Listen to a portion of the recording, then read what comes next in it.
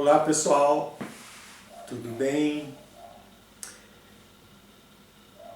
Cada vez que eu sento aqui é para que nós nos aprofundemos na compreensão de quem nós somos. Inicialmente, a gente tem que compreender o que nós não somos. Então, nós não somos esse corpo aqui, né? Aí você vai dizer, mas peraí, morreu ou desapareceu? Não. Então vamos brincar um pouco aqui. Se cortar esse braço meu, continuo vivo. Se cortar outro braço, continuo vivo. Se cortar uma perna, continuo vivo. Se cortar outra perna, continuo vivo. Então, se o corpo fosse realmente eu, assim que você cortasse uma parte dele, eu desapareceria. Eu não desapareço, eu permaneço. Isso é uma pequena ideia da coisa. Mas a gente tem que aprofundar um pouco mais. E hoje, aprofundar conhecendo como é a nossa constituição. Então tem o corpo físico, tem os corpos espirituais, que nada mais são do que a nossa mente. Então vamos entender um pouquinho mais sobre a nossa mente. A mente é um mecanismo. Aí você vai dizer assim, mas espera aí, como assim? Eu penso, raciocínio e tal, e como que é o mecanismo? Realmente é um mecanismo. Vamos pegar um exemplo do que acontece na indústria automobilística. São robôs que estão lá. Então, tem uma trilha, né, onde passa a montagem do veículo. E aí o cara tem que soldar, por exemplo, chutando aqui uma porta. Então tem o robô que ele vai pegar essa porta, colocar na posição certinha e soldar, por exemplo. Tá? Não sei se a gente não solda a porta, mas só como exemplo. Né? Um paralama, vou colocar um paralama. Então ele vem, encosta o paralama lá, e aí uma máquina, que é um robô também, vem lá e coloca os parafusos no lugar exato, na forma exata e tal. Então, na realidade, a nossa mente é a mesma coisa. Aí você vai dizer, ah não, acho que não pode ser, imagina, né? Eu conduzo a minha mente. E aí que você está enganado. A mente conduz você. Se você assistiu o filme Matrix, falava o quê? Que o sabor da maçã que você come é determinado pela Matrix. Talvez você diga assim, mas o sabor da maçã é igual para todo mundo, né? Tá, ele é igual para todo mundo. Por quê? Porque é da mesma fonte, tá? Que é a nossa mente. Eu tive uma experiência há alguns anos atrás, se não me engano, 10 anos atrás, em que eu, comendo uma maçã, eu entrei no estado de êxtase comendo uma maçã. O sabor que tinha aquela maçã era uma coisa fabulosa, uma coisa que eu nunca vi, nunca senti, nunca percebi e nunca ouvi ninguém falar também.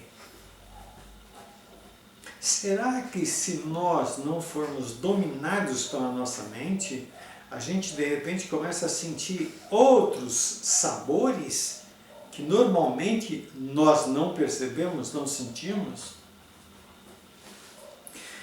Talvez isso justifique por que as pessoas utilizam droga. Por exemplo, a maconha. Eu tenho um amigo que diz o seguinte, olha, para você fumar maconha, seria ideal você assistir um filme, por exemplo, um filme de história. Mas por quê? Porque amplia a sua capacidade de perceber aquelas coisas. Aí você vai dizer, mas por que amplia? Amplia porque sai fora da Matrix, sai fora dessa mente que nós somos subjugados por ela. Talvez por isso que as pessoas gostam de usar drogas, porque sai fora dessa mente.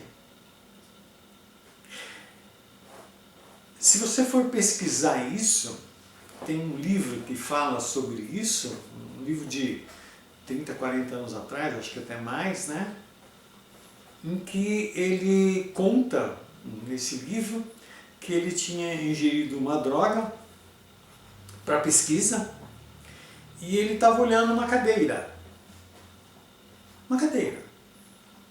E ele falou, aquela cadeira era tão fantástica, era uma coisa tão deslumbrante,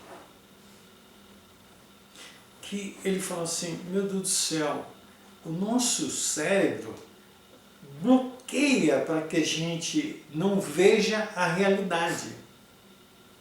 E talvez seja por isso que os iluminados dizem que nós vivemos uma ilusão. Que eu falei no último vídeo da mito da caverna, né? Caverna de Platão, né? Porque nós estamos vendo só um reflexo. Nós não olhamos realmente para a realidade. Se a gente aprofundar um pouquinho isso, vamos pegar a física quântica. Nós consideramos que a matéria existe. Isso aqui, está aqui, é matéria, matéria. Mas a física quântica, o que ela fez? Ela aprofundou na constituição das moléculas, dos átomos, e aí foi mais profundo ainda, e verificou que se você vai mais profundo, não tem nenhum lugar que tem realmente matéria. E uma outra coisa que é muito importante a gente entender, que nessa pesquisa que eles fizeram, e foi feito em diversos lugares, não é uma pesquisa, né? Se percebeu através de um experimento que foi feito, que às vezes funciona como partícula e às vezes funciona como onda. Então, por mais que você considere que as coisas são tremendamente materiais, elas não são. E essa mudança de partícula para onda é feita através de um observador. Tem um observador ali que transforma isso de uma coisa para outra. Eu estou me lembrando aqui de uma pessoa que nós conhecemos, eu e a minha esposa, né? Em que a esposa dele era médium de efeitos físicos, ou seja, é um médium que doa ectoplasma para que haja materialização espiritual. Ou seja, ela doa energia para que esse espírito se materialize, ou materialize coisas materiais. E eu me lembro que, ele contando, que ele falou, eu não acreditava em nada disso, ela fazia, mas não acreditava. E aí, um determinado dia, ela estava numa sala fechada, que era tudo no escuro que se fazia, né? E ele estava numa outra sala. Ele falou, se isso é verdade, eu quero ver, me coloca lá dentro da sala então.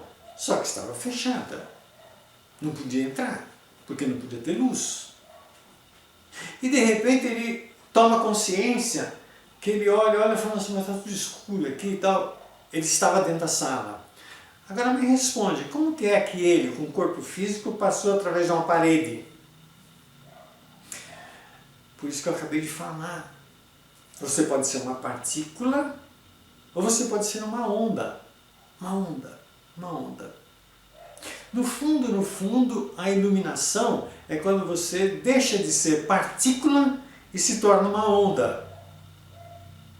Partícula é o ego. Partícula é o ego. Onda é a consciência. A consciência, ela vive o aqui e agora. Não tem nada pré-determinado. Não tem a matrix, não tem a mente. Porque a mente é só condicionamento. Você vai dizer, mas como que você pode, assim, dar um exemplo? Eu vou te dar um exemplo muito simples. Minha mulher, minha irmã e outras pessoas fumavam, né? E era interessante, porque assim, tomava o café, em seguida vinha a vontade de fumar. A gente chama isso de vontade, mas é um condicionamento. É um condicionamento. Só que a gente não presta atenção nisso, a gente fala, me deu vontade, não deu vontade. E outra, se você ficar muito consciente, você vai dizer, mas espera aí, eu não estou com vontade de fumar. Mas isso, muito pouca gente faz isso. De tomar consciência de que assim, eu tomei o café, mas não quero fumar. Não, porque não está sob a sua mão isso aí. Isso é um condicionamento. E eu estou falando isso para que você possa, tá, olhar aí para você, observar e verificar o que é que você faz que você quer fazer realmente. E o que você faz que você não quer fazer, mas que de repente aquilo vem lá de dentro de você e você faz. Isso é condicionamento. Isso é a sua mente. É por isso que a gente diz que nós temos que inverter isso. A sua mente, ela está tomando conta de você, aqui consciência. Nós temos que inverter isso. A consciência é que tem que estar por cima da mente, gerenciando a mente. E isso depende do quê? De nós estarmos alerta para perceber a mente funcionando. No momento que você começa a perceber esse funcionamento da mente, esse automatismo da mente, você começa a quebrar isso aos poucos. E um dia, 1 ano, 2, 10 anos depois, você começa a viver além da mente. Todo esse é o propósito da meditação. É isso. Namastê.